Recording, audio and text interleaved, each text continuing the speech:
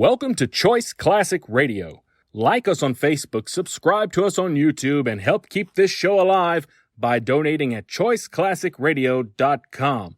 For more of your favorite old-time radio shows, join us on our companion podcast, Choice Classic Radio, Mystery, Suspense, Dramas, and Horrors, where we bring to you the most mysterious tales that the golden age of radio had to offer.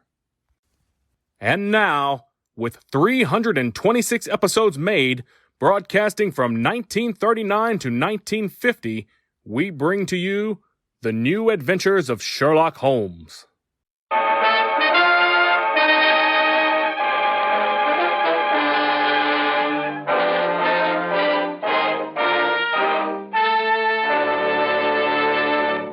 Kreml Hair Tonic and Kreml Shampoo present The New Adventures of Sherlock Holmes, starring Nigel Bruce as Dr. Watson and Tom Conway as Sherlock Holmes.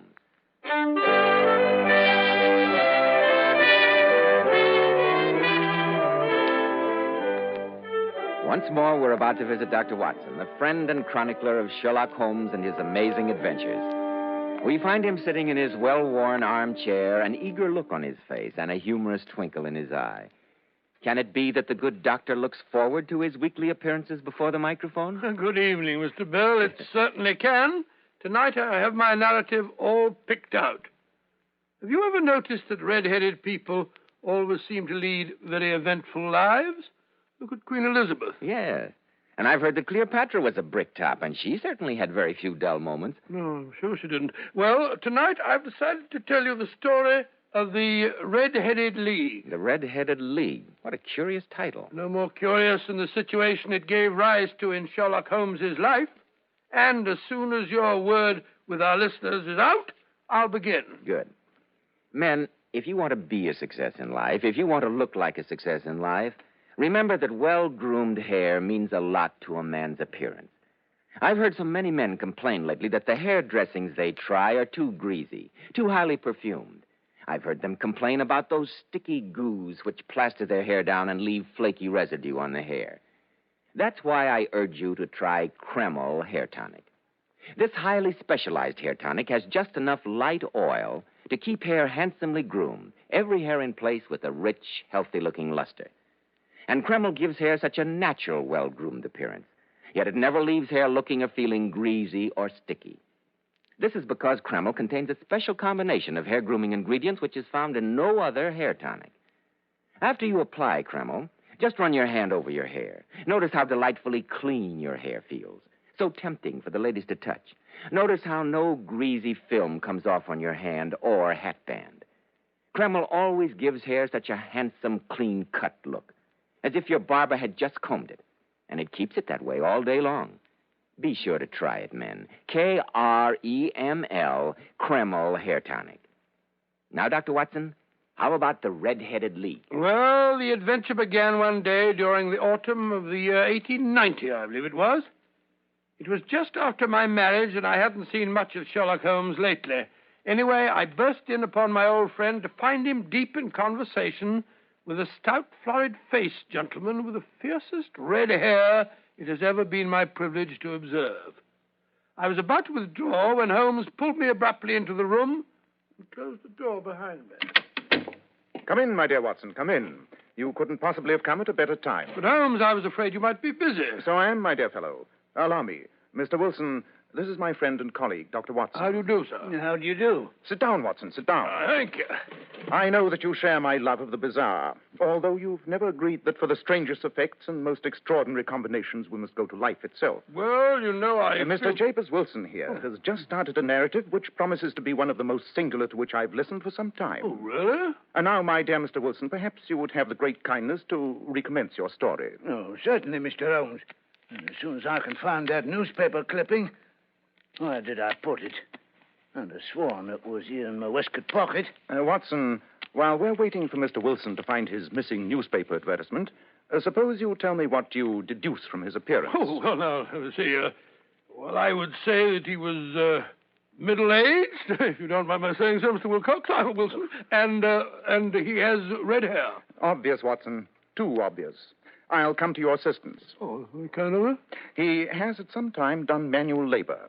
He's a Freemason, has been in China, and has done a considerable amount of writing lately. Oh, Mr. Holmes, you fair give me the creeps. Are you one of these mind readers? No, indeed. Then how in the name of good fortune did you know all this about me? About the manual labor, for example. It's as true as gospel. I begin as a ship's carpenter. Your hands, my dear sir.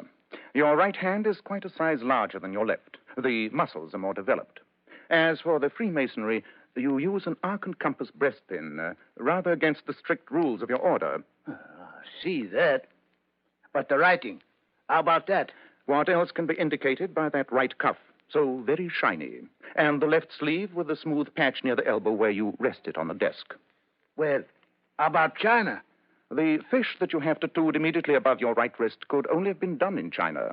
That trick of staining the fish's scales a delicate pink is quite peculiar to China. And when, in addition, I see a Chinese coin hanging from your watch chain, the matter becomes even more simple. Well, I never. At first I thought you'd done something clever. But now I see it was nothing to it after all. I begin to think, Watson, that I make a mistake in explaining. Omne ignotum pro magnifico, you know. Yes, just what I was thinking. Yes, I'm afraid what reputation I may have will suffer shipwreck if I'm so candid. Have you found the advertisement, Mr. Wilson? Oh, yes, I got it now. It was in my watch pocket. This is what began it all, sir. Just read it for yourself. Watson, suppose you do that for us. With pleasure. First, make a note of the paper and the date. It's the Morning Chronicle of July the 27th, 1890, just 2 months ago. Very well. Proceed with the advertisement. It begins, "To the Red-Headed League. Owing to the bequest of the late Ezekiah Hopkins, there is now another vacancy open which entitles a member of the League to a salary of £4 a week for purely nominal services.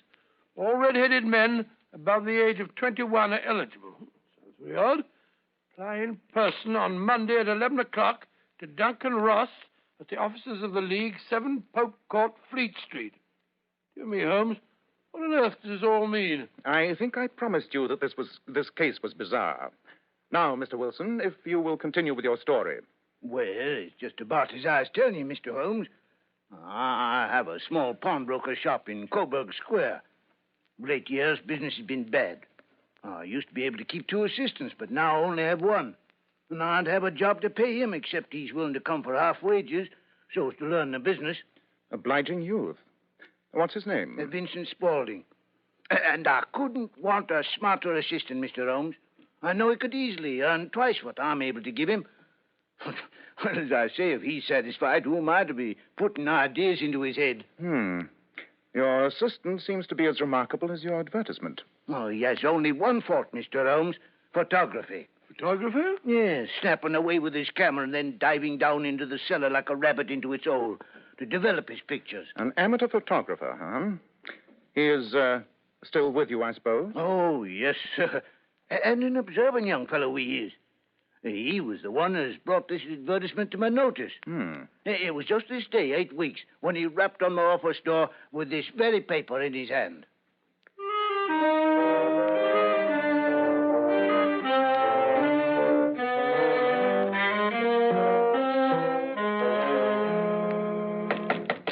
Come in, come in. Oh, Mr. Wilson, sir. Oh, it's you, Vincent. What's the matter? Well, I wish to heaven, Mr. Wilson, that I was a red-headed man. Why? Well, look here, sir. What it says in this paper. There's another vacancy in the League of the Red-Headed Men. It's worth a pretty penny to him that gets it. A red-headed league? Never heard of it. Never heard of the League of the Red-Headed Men? No. Oh, Mr. Wilson, and you eligible for one of the vacancies. Huh? What are they worth? Oh, merely a couple of $100 a year, but the work's slight, and it needn't interfere much with one's regular occupation. Couple of £100 a year, huh? Let me see that paper, young man. Yes, here you are, sir. As far as I can make out, the League was started by a millionaire named Ezekiah Hopkins, a red-headed man himself. He left his fortune in hands of trustees with instructions to provide easy berths to men who had red hair. From what I hear, the work isn't difficult. Oh, there must be millions of red-headed men. Oh, not as many as you might think, sir. You see, it's confined to Londoners. Oh. And then again, it's no use if your hair is light red or dark red or anything but real blazing fire red. They've got to pick the reddest hair they can find. Well, if there's a redder head of hair than mine in the length and breadth of London, I'd like to see it. Well, I have seen a few that I considered redder. Oh, nonsense. Where's Matt? What are you going to do, Mr. I'm Wilson? going around to apply for that vacancy. If it's raining gold, no one can say that Jabez Wilson is the man to go out with a sieve.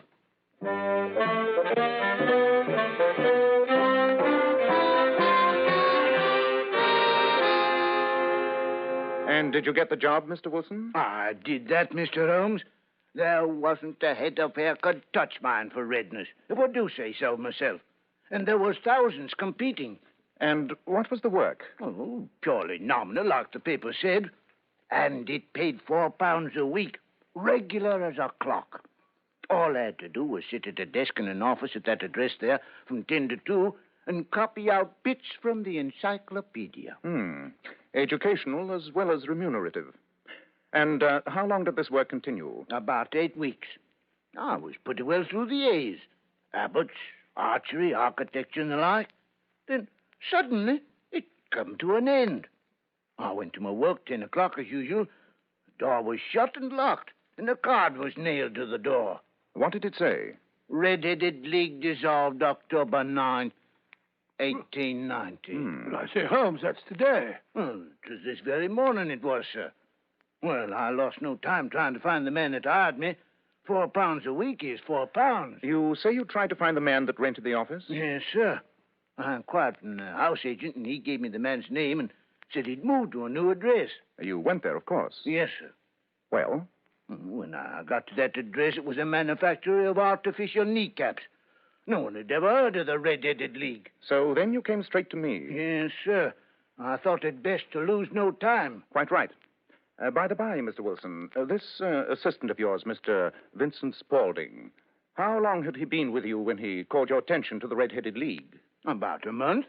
How did he come? In answer to an advertisement. Was he the only applicant? No, sir. I had a dozen. Why did you pick him? Because he was handy and would come cheap. At half wages, in fact. What is he like? Small, stout built, very quick in his ways. No hair on his face, though he's not short of 30. And he had a white splash of acid on his forehead. I thought as much. Have you ever noticed that his ears are pierced for earrings? Oh, yes. He says a gypsy did it for him when he was a lad. Watson, what day of the week is it? Well, it's Saturday, of course. Saturday, dear me, so it is. Well, Mr. Wilson, I think I may promise you some startling developments by tonight. In the meantime, Watson, I suggest we drop round sometime this afternoon to view the attractions of Saxe-Coburg Square, and Mr. Wilson's exemplary assistant in particular. Certainly, my dear fellow. Oh, thank you, sir, thank you. I'll be expecting you. Goodbye, gentlemen. And now, Watson, if you will hand me my violin, I have some thinking to do. Can't you think without that? Oh, all right. There you are.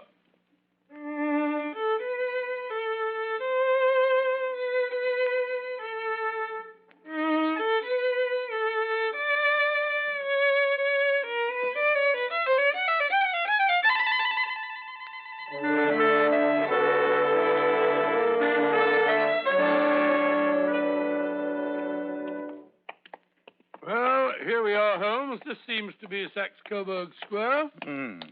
Shabby, genteel little backwater of a place. And this, I fancy, is our friend's shop, the 4-story building with the 3 gilt balls over the door. Yes. Well, the square itself seems fairly uninteresting, huh? Yeah, very depressing. Let's see what streets backs onto it on this side. Come along, Watson. Well, I can't see what difference the next street can make to our problem. If it is a problem, the whole thing sounds more like a practical joke to me. A practical joke which cost its perpetrator £4 a week? Nonsense, Watson. No man's sense of humor resides in his pocketbook. Well, this street seems to have more life. It's one of the chief arteries leading to the north and west. Now, let me see. What is the order of the houses here? Order? Yes, it's a hobby of mine to have an exact knowledge of London. First we have Mortimer's, then the tobacconists, the little newspaper shop, the Coburg branch of the City and Suburban Bank, the vegetarian restaurant, And McFarland's carriage building yard. Yes. Now we can go back to the shop of our friend, Mr. Wilson. What's the hurry, Holmes? Don't walk so fast. Well, I found out all I want to hear. Well, Holmes, you behave as if you were taking a memory course. Why should you want to know all the shops on that street? Just a waste of time. Nothing that exercises the brain is a waste of time, my dear Watson. The trouble with most of us is that our brains have become flabby from lack of proper use. Rubbish. Well, here we are back again. Quite. Why are you thumping on the pavement with your stick? Huh? If you want to enter the shop, why not knock on the door? Oh, quite so, Watson. I'm afraid my etiquette is a bit faulty lately. So, just to please you, I will knock on the door. Somebody's coming. I can see him through the glass. Looks like our bright little assistant. Good afternoon, gentlemen. Won't you step in? Thank you, no. I only wish to ask you how to get from here to the Strand. Third right, fourth left. Smart fellow, that. Eh, Watson? I see no signs of a colossal intelligence. Nevertheless, he is, in my judgment, the fourth smartest mind in London. And for daring, I'm not sure that he's not the third. I see nothing so startling about him. The knees of his trousers, Watson. Didn't you notice? The knees of his trousers? What about him? Most enlightening, my dear Watson, most enlightening. Oh, this is so much balderdash. I've had just about enough of it. I'm going to get myself some tea and a muffin. There's an appetizing little baker shop across the road there. Very good, Watson. Suppose you meet me back here at 10 tonight. Sharp, mind you. And kindly put your army revolver in your pocket. What? This business is serious. More serious even than I expected.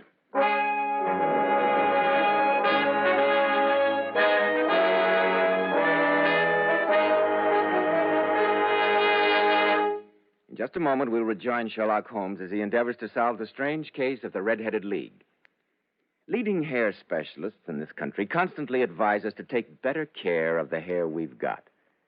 And men, don't forget that if you want your hair handsome and healthy looking, one of the first requirements is a hygienic scalp. And why settle for just any hairdressing when you can enjoy the extra advantages of Kreml hair tonic? Kreml is a highly specialized hair tonic which gives you your money's worth.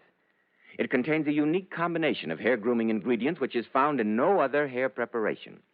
It keeps hair attractively groomed at all times, looking so neat and orderly. But Kreml does lots more than keep hair looking handsome. A Kreml massage stimulates circulation right in the surface of your scalp and leaves your scalp feeling so alive and invigorated. At the same time, Kreml removes dandruff flakes, and it's excellent to lubricate a dry scalp.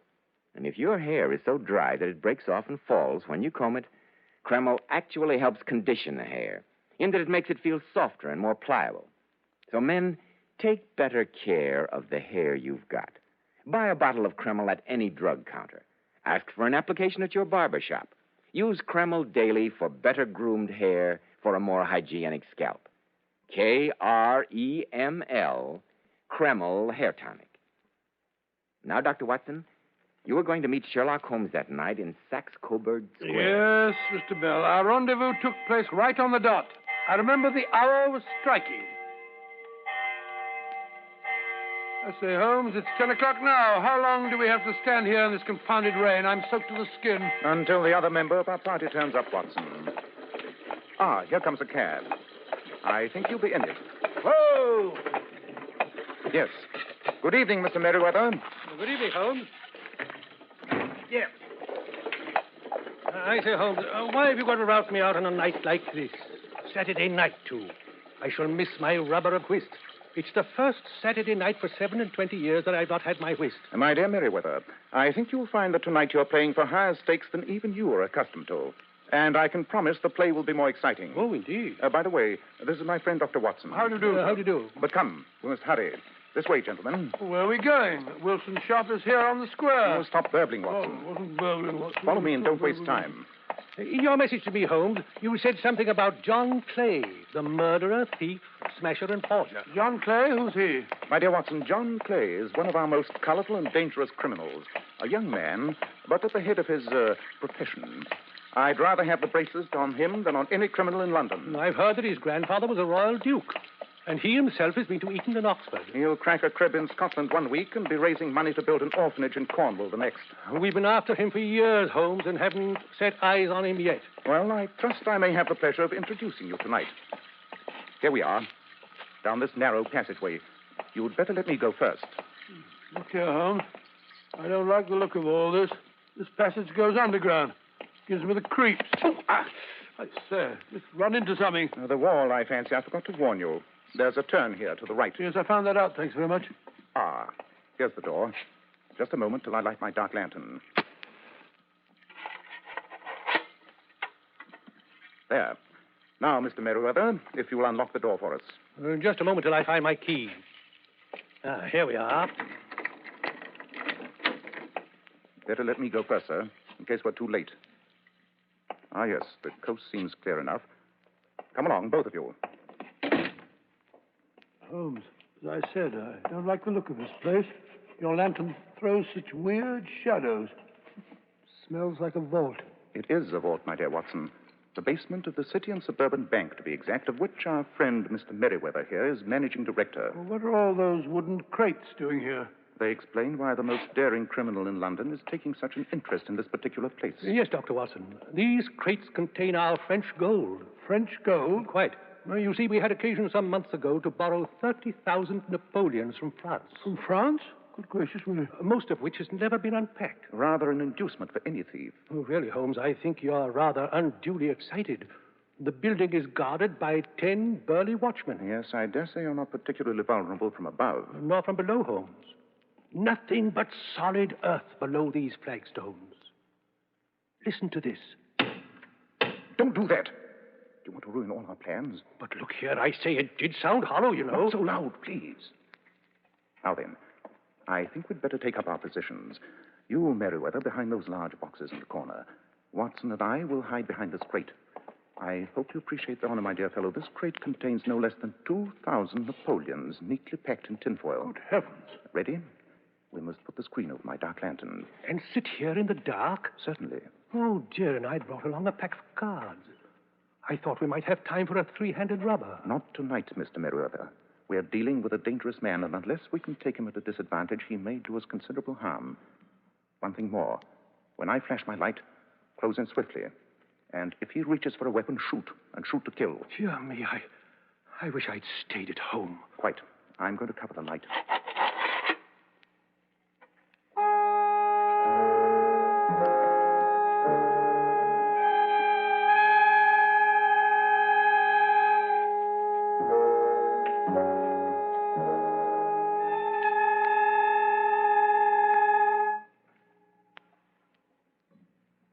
I say, Holmes, are you still there? Yes, I'm here. I'm beginning to imagine all sorts of horrors, sitting here in the dark like this. Really, Merriweather? Holmes, do you hear that? Look. There in the middle of the floor, a slit of light. Somebody's raising one of the stone slabs. Look, there's a hand. Catch his hands before he can pull himself through the opening. Right you are. Quick, Watson. Look out, he's got a knife. Take your hands off. No, you don't. You. Oh. Oh, well done, Holmes. Well done. You've knocked him out. Good. Drag him up here. Right you are. There. Now, Mr. Merriweather, if you'll give us some light. That's better. But I say, Holmes, it's Vincent Spaulding, Wilson's assistant. Spaulding rubbish. This is John Clay, one of the most dangerous criminals in London. I've been after him for years. Help me search him, Watson. Look out, Holmes. Look out. He's coming too. Take your filthy hands off me, you scarecrow. No, none of that now. You may not be aware that I have royal blood in my veins. Oh, lunatic. And when you address me, have the goodness to say sir and please. Oh, very well. Would you please, sir, march yourself upstairs where we can hand you over to the policemen who are anxiously awaiting your highness's arrival? And be quick about it.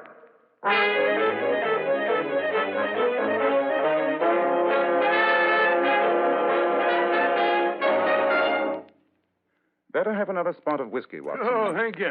Hey, Joe, it feels good to get into dry clothes again after spending hours in that cold cellar. I say, not so much soda, Holmes. Do you want to drown it? Oh, God bless you, my dear fellow. Oh, thanks. I say, Holmes, when did you first begin to suspect that fellow Spaulding, I mean Clay? When Mr. Wilson told me he was anxious to work for half price. Always suspect anyone or anything that comes too cheap. There's sure to be a motive behind But it. how did you guess what the motive was in this case, I mean? I suspected his fondness for photography and his trick of vanishing into the cellar. The cellar. There was the end of this tangled clue. And why was someone so anxious to have our friend Mr. Wilson kept out of his shop for several hours every day? Activities in the cellar again. By the way, that Red-Headed League hoax is one of the cleverest dodges I've come across for some time. Too clever, in fact. When I heard of it, I knew there was only one man who could have originated it, John Clay. We've had our skirmishes, but this is the first time we've come face to face. Oh, so you went round to have a look at the shop? At his trousers, Watson. Trousers? At the knees of his trousers, to be exact. You saw how worn and wrinkled they were? They spoke of hours of burrowing in the cellar. But what for? By tapping on the pavement, I found that the tunnel did not stretch out to the front. Where, then?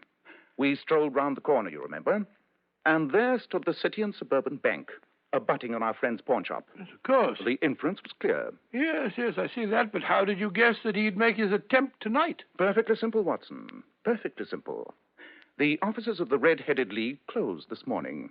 Mr. Wilson's absence was no longer necessary.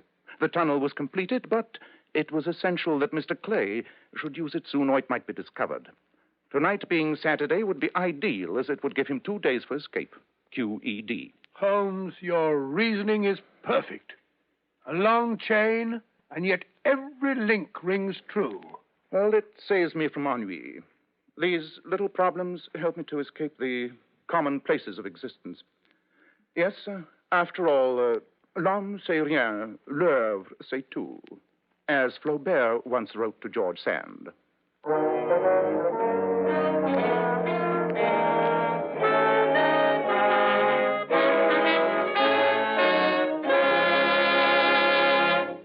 Fascinating story, Dr. Watson.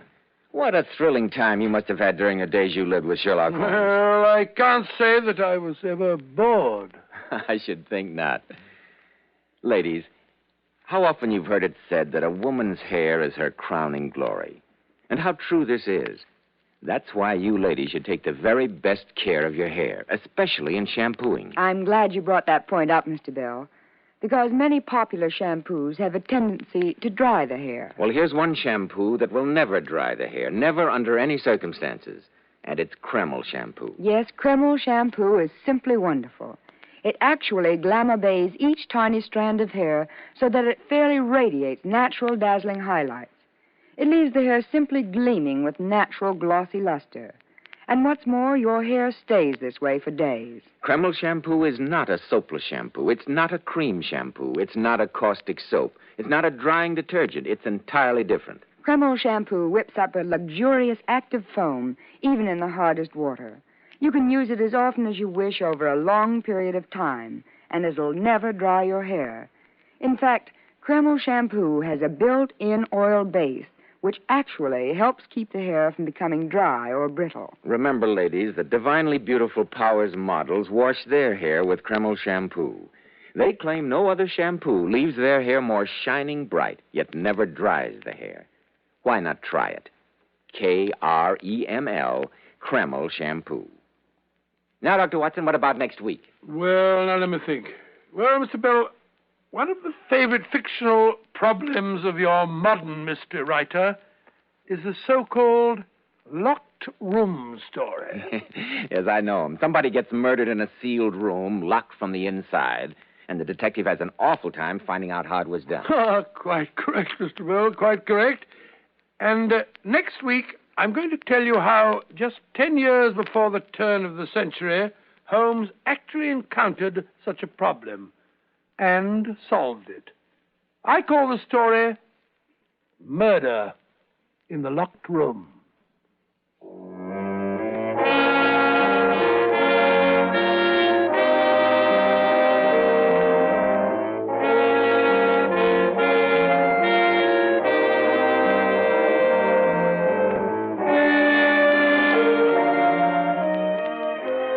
Tonight's Sherlock Holmes adventure was adapted from Sir Arthur Conan Doyle's story, The Red-Headed League.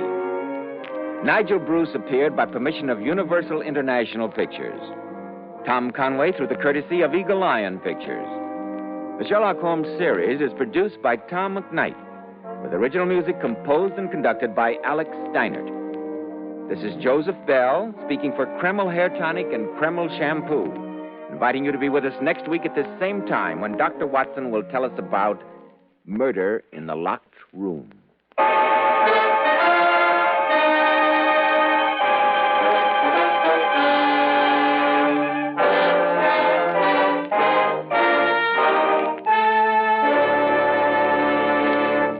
This is ABC, the American Broadcasting Company. That concludes today's episode. We'd like to thank you and remind you to donate at choiceclassicradio.com. Remember, your donations make episodes like this possible.